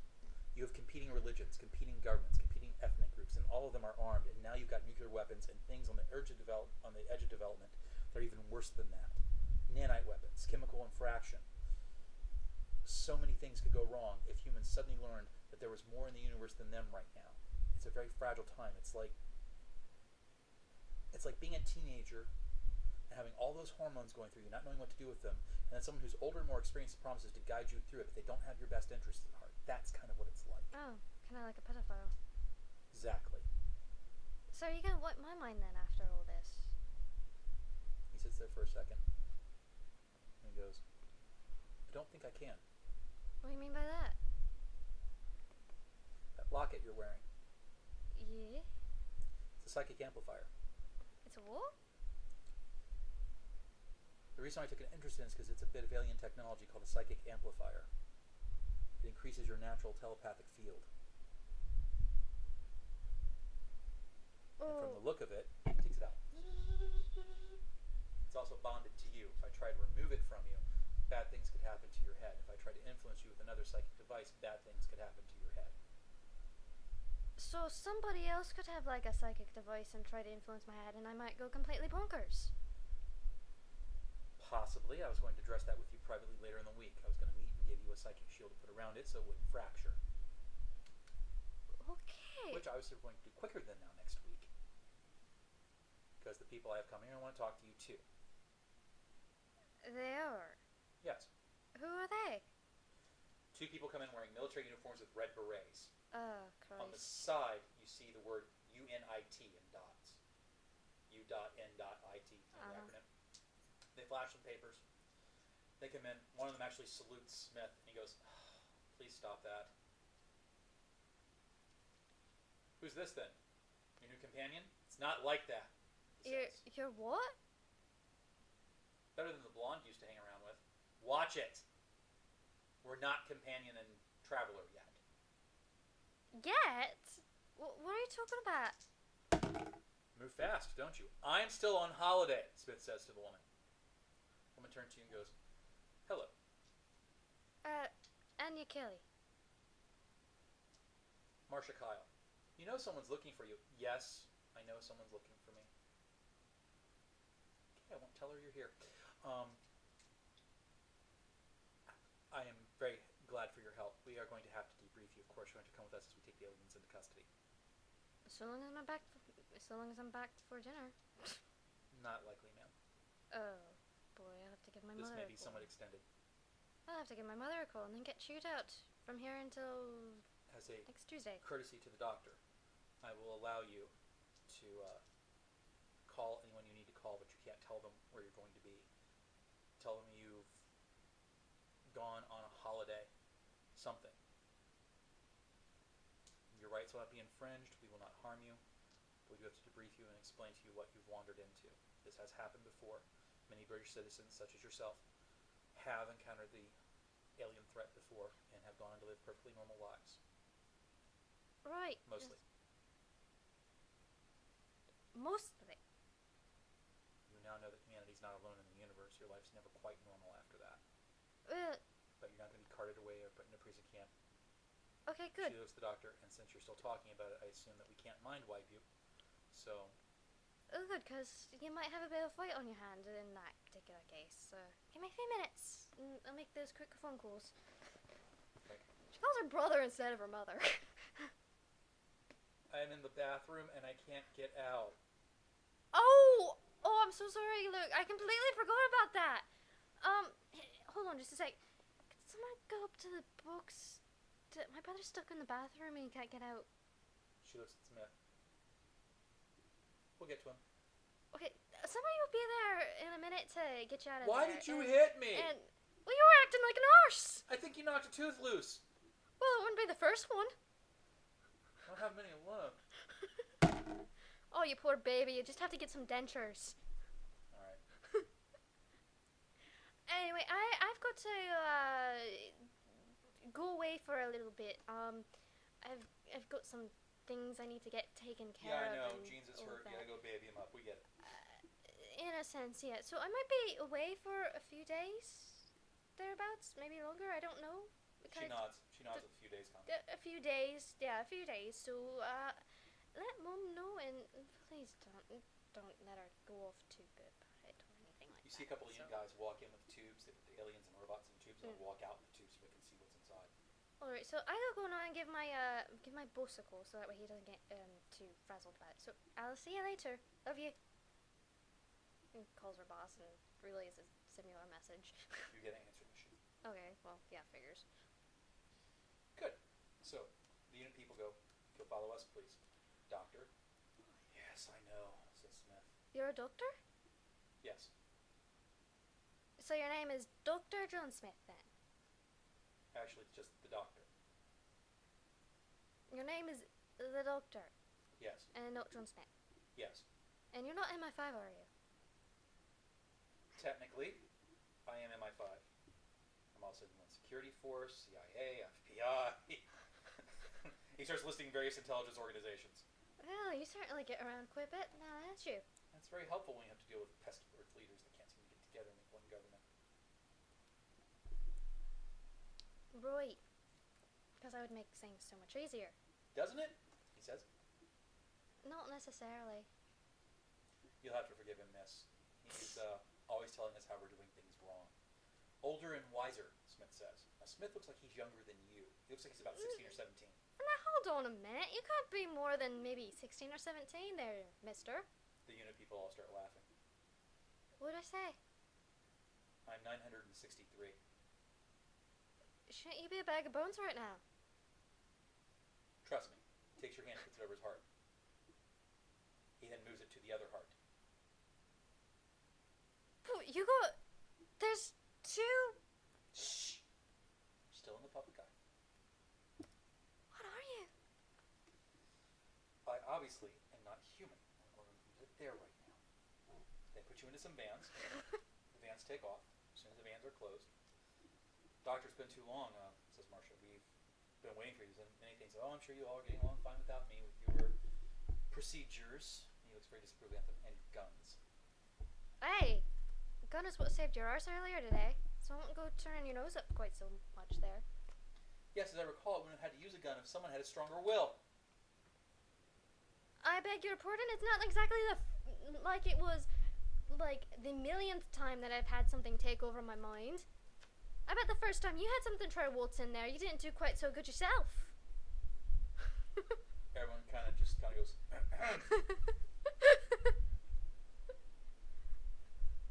You see, he says turning to Marcia, this is why I go on holiday. You look shorter than our files. He seems kind of... That wasn't a good thing. It was a high gravity world. Oh, she says.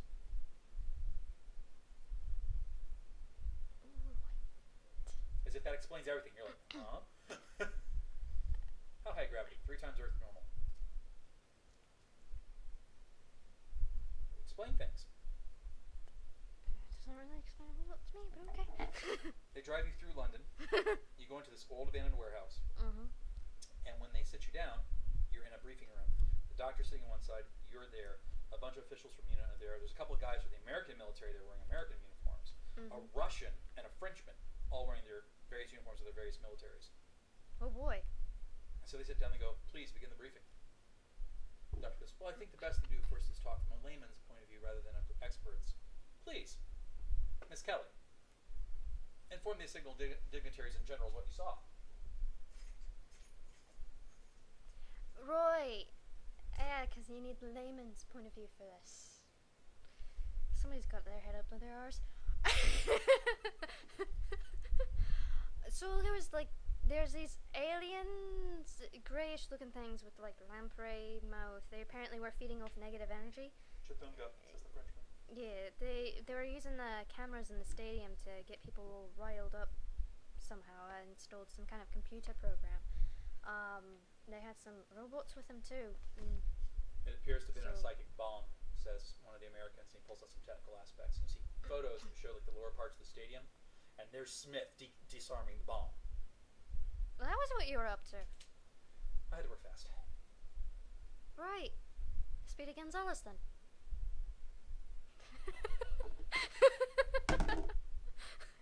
Listen, you Irish bent, he says, which is a very derogatory.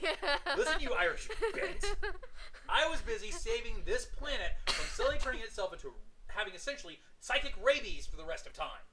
I was a little busy. So stop making short jokes. Yeah, you need to get a little bit over that sensitivity. The best people are sometimes the short ones.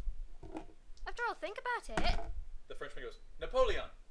Well, everyone stops and looks at him like, you nuts. I'm trying to think of historic people who've been short. The Italian whispers, Mussolini. And you can tell they're all enjoying this joke at his expense. The American goes, Hitler. That's not exactly what I meant, but anyway, never mind. He just kind of sits there and fumes. Right, so you relate. Yeah. You relate. They thank you for your time. They're like, so what do we do with her? Well, I think there's the only thing we can do with her. I mean, she's a high-profile person. We can't exactly make her disappear. Excuse me? And we can't exactly let her return to normal life without some kind of protection. You're right. What are you thinking, Doctor?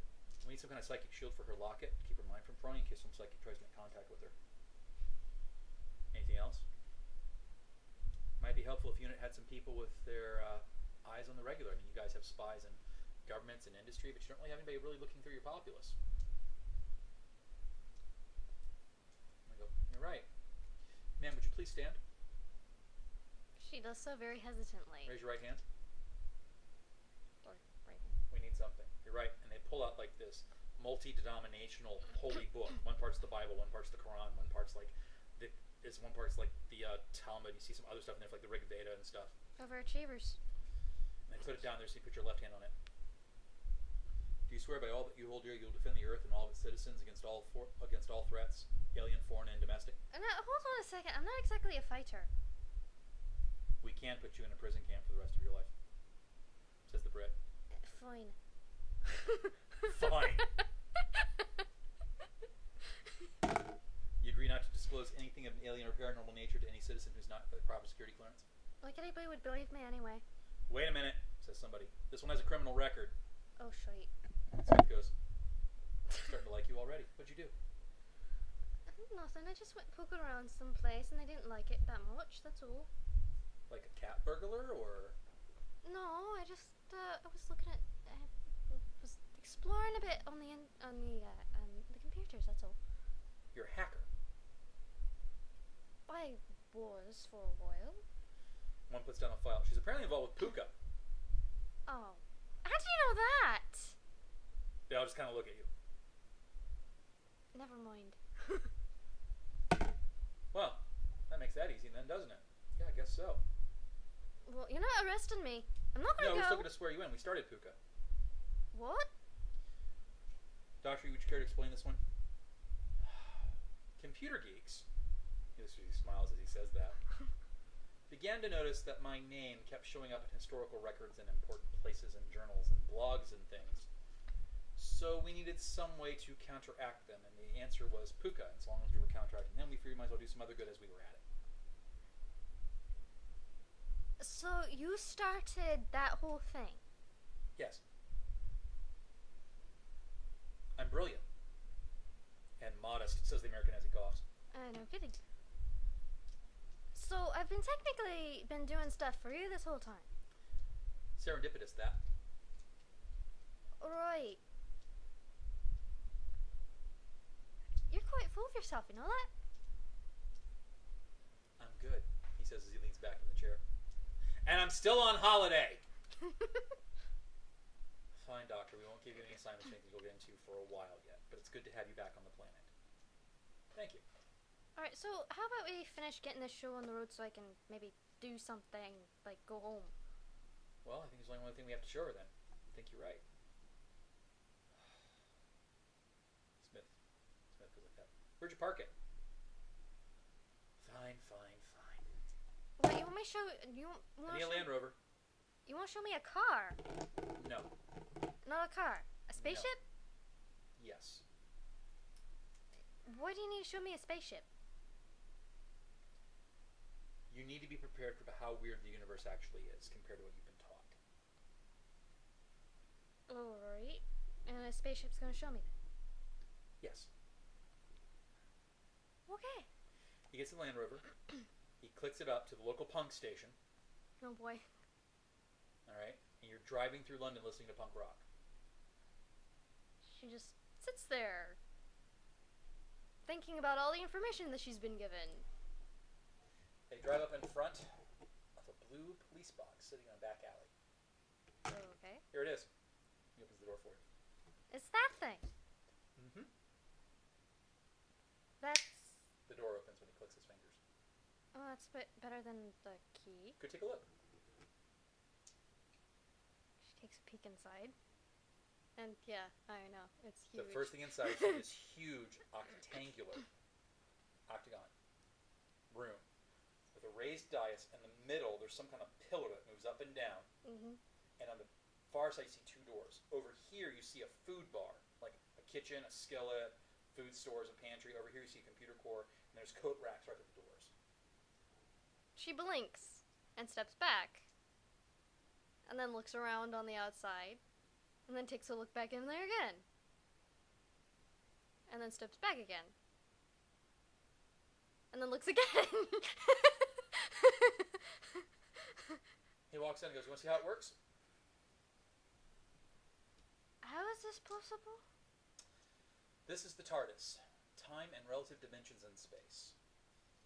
You see, space is not the ironclad thing you think it is. You're used to thinking of here is point A and here is point B, and there's a set distance between them, and the truth is that distance is more of a mishy-mashy, topsy-turvy kind of concept. And time is not the linear progression you used to experience it. Time is this wibbly-wobbly, timey-wimey ball of stuff. Right.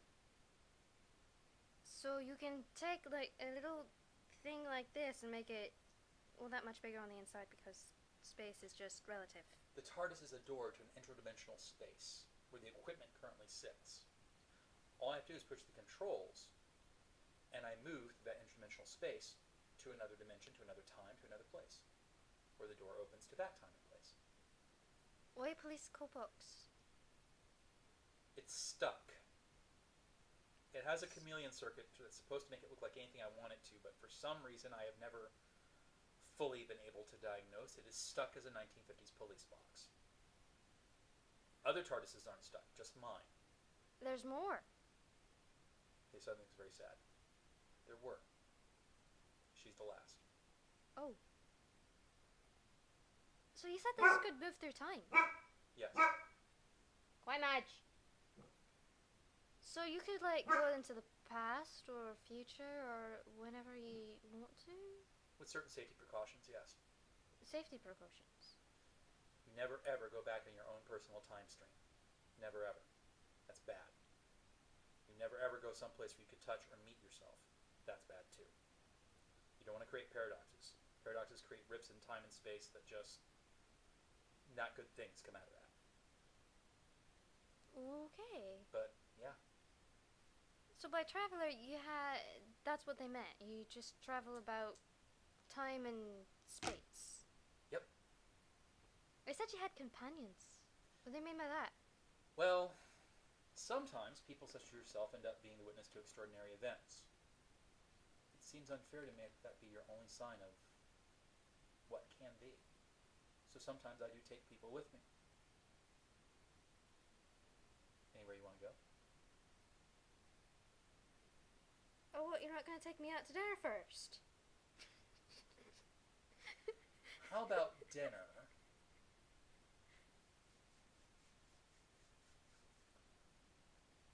How about dinner along the Seine?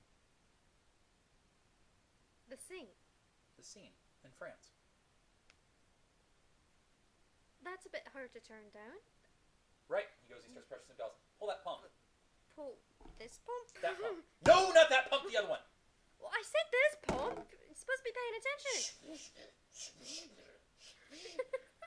Now, here comes the fun part. Ooh, the fun part. She should have 6 pilots. Oh, your kids and... Boom! Balance roll. You fly like this all the time then. Oh, just on the weekends. Ooh. That's what, agility, body, movement? Movement. Okay. It's a total of 10. You managed to keep your feet. You're like, whoa. He turns up the screen, and this TARDIS actually has a big main screen, like you'd have like in a Star Trek ship on the far wall. Here's like the main screen. He goes, it's black out there. It's so black out there. In the infrared. You see one body's moving. You see bodies moving back and forth. He gets the audio. You hear a bunch of French being spoken rap. Oh, we're in the broom closet. Well, I guess it's time to get dressed then, now doesn't it? He walks over to the wardrobe machine. There's a pair of machines there. He goes, fine dining, French, courteous member. A beam goes up and down him, and suddenly he's dressed in a fine suit. Complete with a top hat and cane. So I just walk up to it and say that, and they'll get me all spiffy. Uh-huh. Okay, he walks up to it. Fine dining, courteous mode. Your clothes disappear first, and then they reappear as like this beautiful, luxurious, red, beautiful dress. Oh my. Complete with a shawl and a purse. Your hair is instantly styled too, up and curled. God, that's the best I've ever had it. Damn thing doesn't work with me when I try to do this. It does complement your colors. Why, thank you. He goes by the door, presses a button, and a date appears. Where did my clothes go? Oh, they're saved in the computer. They're in the computer? Yes. So how did it do that? Well, you see, and he immediately fails his doctor explanation roll. All matter in the universe is held together by strong and weak nuclear forces, which are really nothing more than electronic binding devices. So if I just go in there with a signal and rearrange the electrical bonding, I can actually play with the Mongols, not like Lego blocks, and turn your clothing whatever I want it to be. The excess nuclear energy is bled off by this dampening, right? This electrical energy, and he goes on for about a minute and a half. You stop it. Puts her hand up. Zub zub. Right on his lips. Yeah. No. I think I get it now. Shall we? He puts his arm out. I suppose. The door opens, and he goes, oh, bother. You walk into a restaurant that looks like it's late Victorian era, from the dress and the mannerisms you see going on. When are we? He looks back inside the door. Well, the date says it should be 2050, but apparently it's actually more like 1850. Does it do this all the time? Only when it feels it's been neglected. Oh, well, that's the thing. You should pamper these cows, because... Don't encourage her. I won't do it with my computers all the time. Keeps them happy with me. In the game session, you're sitting down at the restaurant, and the first thing you notice is 1850s restaurant. It's beautiful cuisine. It's obviously a fine dining for the time period. And we will leave it there. And XP. Let's see here. Doable threat. I'm going to give you. All right. So with that, we end our session of our first test of the Novella engine. And yes, I realize avid listeners may be like, the Doctor shouldn't be short in a punk rocker. But as the story progresses, you'll see why he is what he is. And with that, we will see you all later.